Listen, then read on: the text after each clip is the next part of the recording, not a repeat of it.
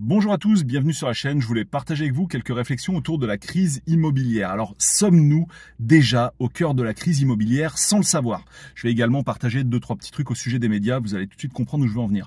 Alors, moi, j'ai différentes entrées concernant le bâtiment. Donc, je connais des gens qui travaillaient dans le bâtiment.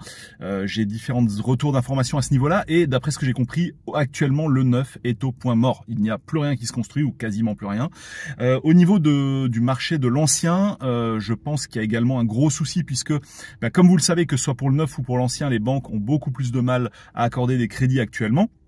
Donc forcément, il y a tout un ensemble de personnes qui ne peuvent plus acheter en fait, et du coup, il y a tout un ensemble de biens qui se retrouvent sur le marché sans repreneur. Donc voilà, moi c'est les informations que j'ai. Donc que vous travaillez dans le bâtiment ou que vous soyez acheteur ou vendeur, si vous avez différentes informations de l'eau à apporter à ce moulin, n'hésitez pas, soit pour confirmer, soit pour infirmer ce que je suis en train de dire actuellement. Donc moi j'ai un petit peu l'impression qu'on est déjà au cœur de la crise immobilière, mais elle n'est pas matérialisée par les médias. Et c'est là vraiment que je veux en venir, et c'est super important. C'est un point qui a été mis en évidence par Amélie Ismaili lors du dernier live qu'on a fait. Si les médias ne donnent pas du corps à une information, ça n'existe pas. En gros, les médias créent la réalité, en fait, le quotidien des gens. Typiquement, Amélie a expliqué que si les médias n'avaient pas été là, le pass n'aurait jamais pu être mis en place, le Covid n'aurait jamais existé. En fait, c'est aussi simple que ça. C'est vraiment les médias qui ont joué le rôle de véritable rouleau compresseur et de véritable outil de propagande, hein, tout simplement, disons le mot. Donc là, je me dis, je fais un petit peu un parallèle avec la situation immobilière.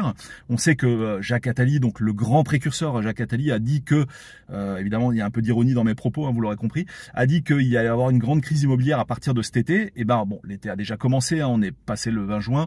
Alors est-ce que ce sera en juillet, est-ce que ce sera en août, est-ce que ce sera à la rentrée, j'en sais rien, mais est-ce que c'est pas tout simplement déjà le cas d'ores et déjà, et que simplement les médias n'ont pas encore joué leur rôle de caisse de résonance parce que l'heure n'a pas été sonnée pour l'instant par les gens qui sont au-dessus de toute cette meute médiatique. Donc voilà, je ne sais pas.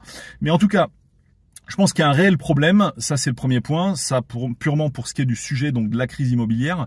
Et deuxièmement, le point vraiment super important, c'est que les médias jouent un rôle extrêmement important pour à la fois te faire exister quelque chose qui n'existe pas, si c'est nécessaire, ou alors tout simplement pour faire disparaître quelque chose qui existe. Ça, ces deux cas de figure-là, on les a très très souvent vus. Et c'est assez impressionnant de se dire que, alors que pas mal de gens pensent que la télé n'a plus aucune importance, aujourd'hui il n'y a plus personne qui la regarde, plus personne ne les écoute, plus personne ne leur donne du crédit, etc. Eh bien, en fait, on voit que malgré tout, le système fonctionne encore, même extrêmement bien.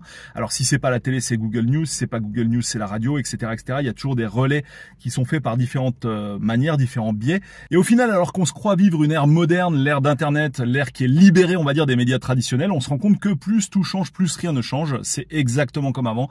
C'est vraiment quand les médias auront décidé que tu dois recevoir une information, que tu la recevras. Et si les médias décident que tu ne dois pas la recevoir, tu ne la recevras pas finalement.